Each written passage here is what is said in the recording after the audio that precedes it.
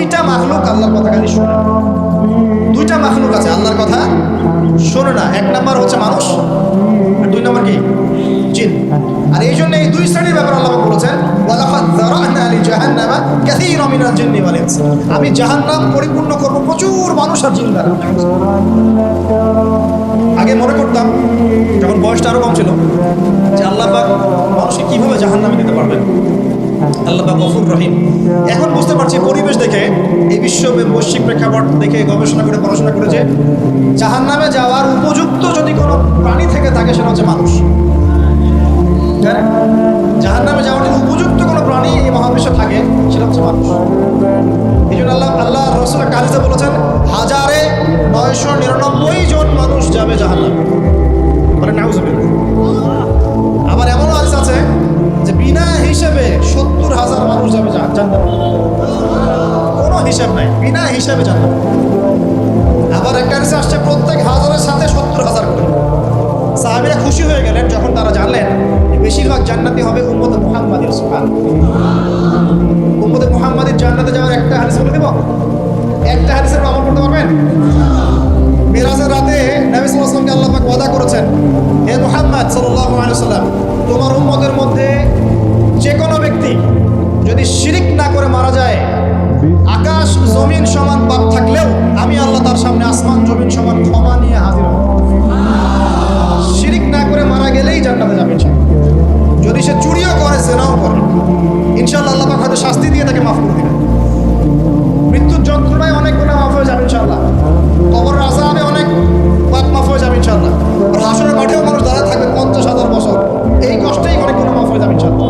আল্লাহ পাক তার রহমতের চাদরে ঢেকে দিবেন ইনশাআল্লাহ। শিরকের পাপে যাওয়া যাবে না, আল্লাহ তৌফিক দান করুন। আরেকজন ব্যক্তি বলছে, আল্লাহ একজন কৃতদাস ছিল আমার, সেই কৃতদাস আমার কাছে কিছু টাকা পেত। কি পেত? সেই টাকা দিয়ে আমি গবাদি পশু কিনেছিলাম। এই গবাদি পশু অনেক বংশবৃদ্ধি হয়েছে। অনেক দিন পর সে এসে বলছে আমার টাকা দাও। তা আমি বলেছিলাম সব এই গবাদি পশু তোমার, সব নিয়ে যাও। সে বলছিল যে আমার সাথে ঠাট্টা মশকরা করছো না। তখন সেই ব্যক্তি বলছে, না ঠাট্টা করছি না, তোমার টাকা থেকে কিনেছিলাম, এর বংশবৃদ্ধি হয়েছে, সবই তোমার, তুমি নিয়ে যাও। তিনি বলছেন, আল্লাহ এই দানটা যদি তোমার কাছে পছন্দ হয়ে থাকে, আল্লাহ আজকে এই মুখটা তুমি সরিয়ে দাও, পাথরটা সরিয়ে দাও। পাথর একটু সরে গেল। আরেকজন ব্যক্তি যার কথা আমি আপনাকে বলছি, এই যে গোপন পাপ, জেনা, free mixing, girlfriend boyfriend culture, এই সংস্কৃতির মধ্যে যারা আছেন তাদের জন্য এই লাইন। এই ব্যক্তি বলছেন, হে আল্লাহ আমার একজন চাচাতো বোন ছিল। কে ছিল? কাজিন চাচাতো বোন। সে খুবই সুন্দরী ছিল মাশাআল্লাহ। আল্লাহ পাক মেয়েদেরকে চমৎকার সৌন্দর্য দিয়ে সৃষ্টি করেছেন, পড়ে নাই? যুজ্জিনা লিন-নাস হুব্বুশ শাহাওয়াতি মিনান নিসা। মেয়েদের মধ্যে পুরুষদের সবচেয়ে বেশি খায়েশাত আছে, মানে খায়েশ, প্রবৃত্তির তাড়না আছে, সৌন্দর্য আছে, চাওয়া। তো চাচাতো বোনকে আমি খুব ভালোবাসতাম এবং আমি তাকে পেতে চাইতাম। একদিন সে আমাকে শর্ত দিল, 100 স্বর্ণ মুদ্রা দিলে আমি রাজি। বুঝতে পারছেন কথা কি? ব্যাখ্যা করতে হবে।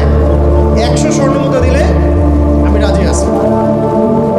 ওই যে বলে নিজের পায়ে দাঁড়াও, একটা চাকরি করো, তারপরে আমি রাজি। বলেনি আপনাকে?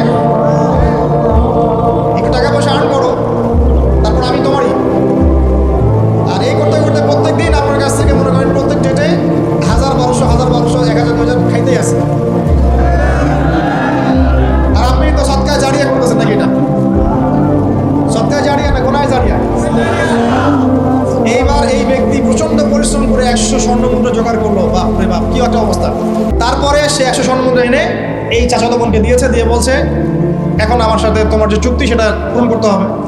সে সেক্সুয়াল যে রিলেশন সেটা করার প্রায় উপক্রম হয়েছে। সে তার কাছাকাছি সে বসে গেছে, একদম হাদিস আসছে সে বসে পড়েছে।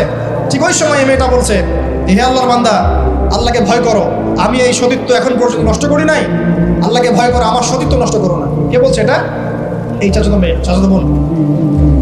এই ব্যক্তি বলছে, আল্লাহ আমি শুধুমাত্র তোমার ভয়ে সেই দিন সেখান থেকে তাৎক্ষণিক উঠে গেছি, 100 স্বর্ণ মুদ্রাও আর ফেরত নেই। তোমার কাছে যদি এই কাজটা কবুল হয়ে থাকে আল্লাহ, আজকে এই সাক্ষাৎ মৌতের হাত থেকে আমাকে বাঁচাও। এই পাথরটা পুরোটাই সরে গেল। আমি দলিল দিলাম আপনাকে যে দেখেন, যদি আপনি জেনা থেকে দূরে থাকতে পারেন, আল্লাহ পাক আপনার সব পাপ তো মাফ করে দিবে ইনশাআল্লাহ। আল্লাহ পাক আপনাকে সাক্ষাৎ মৌতের মতো বিপদ থেকে বাঁচাতে পারবেন। প্রিয় ভাইরা, তাহলে আমাদের প্রথম কাজ তওবা করে ফিরে আসা। তৃতীয় কাজ হচ্ছে একজন ব্যক্তিকে আদর্শ মেনে পুরো জীবনটা তার আদর্শ করে তোলা। ওঠা বসা চলাফেরা ঘুম খাওয়া দাওয়া এভরিথিং পারবেন। চেহারা সুরত চুল টুল সব কিছুই, দাড়ি থাকবে চেহারায়, গর্বের সাথে দাড়ি রাখবেন, গর্বের সাথে বুক ফুলিয়ে দাড়ি রাখবেন, তাকওয়ার লেবাস পরবেন, পোশাক পরবেন, ঠিক আছে, মোচ ছোট করে ফেলবেন, টাকনুর উপরে কাপড় উঠিয়ে ফেলবেন, ঠিক আছে, লেবাস পোশাক কথাবার্তা আমল আকিদা